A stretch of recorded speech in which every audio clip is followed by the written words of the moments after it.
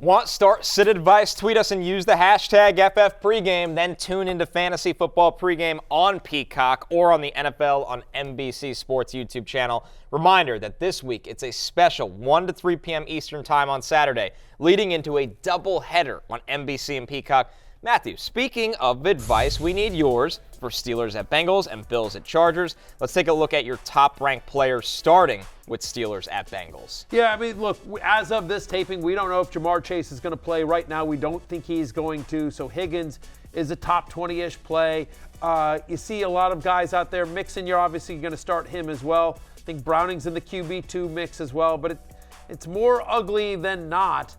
In terms of the Bengals and Steelers, not a lot of fantasy options there. Both Warren and Harris are kind of low-end flexes that are more touchdown dependent than you'd like for Week 16. The fantasy playoffs is a time to not get cute unless you have to. Coverage for this game begins at 3 p.m. Eastern Time on NBC and Peacock, and that takes us to the follow-up, of course, Bills-Chargers here, Jay. What are you looking at in this one that has a little bit more fantasy firepower, at least on the Bills side? Yeah, I think the story is James Cook and how James Cook has emerged as a legit top 5 running back option in fantasy, possibly in real football as well. As you take a look at Matthew's rankings, obviously starting Cook, Allen, Austin Eckler is an interesting one in this game, and then the receivers, the stars, if they do play Keenan Allen, Stephon Diggs, they are no-brainers. But James Cook, past 4 weeks, 16-plus fantasy points. He's combined for over 60 the past 2 weeks alone. Been a lot of buzz about Christian McCaffrey lately. In terms of total EPA, James Cook is his equal on the season. James Cook is having a magnificent year. Over the last 4 weeks, the Chargers, by the way, allow the 6th most fantasy points to opposing running backs as well. So James should, wait for it, Cook on Saturday. Other side of the ball here, just to somebody that I don't love. Like, honestly, we expect that first game, that Steelers-Bengals game, to be a real battle, right? All those cliches, AFC North battle, close fought, should be a great game. Fantasy-wise, I don't know, there's a bunch of production there. Diontae Johnson is somebody that I think a lot of fantasy managers have started throughout the year. It's been very inconsistent. Mason Rudolph is under center for Pittsburgh, third-string quarterback. You don't love that. 6 straight games now for Diontae Johnson with 4 or fewer receptions.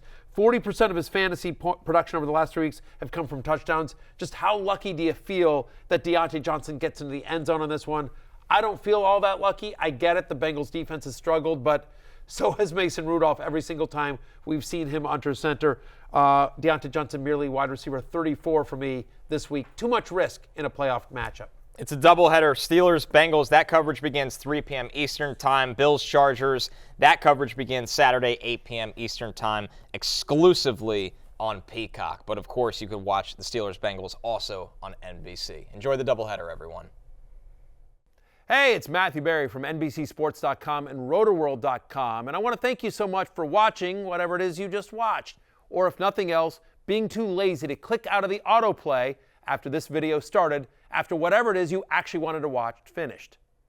But now that you're here, I'd like to take a moment here to ask you respectfully now, okay? I'm asking you respectfully to subscribe to the NFL on NBC YouTube channel.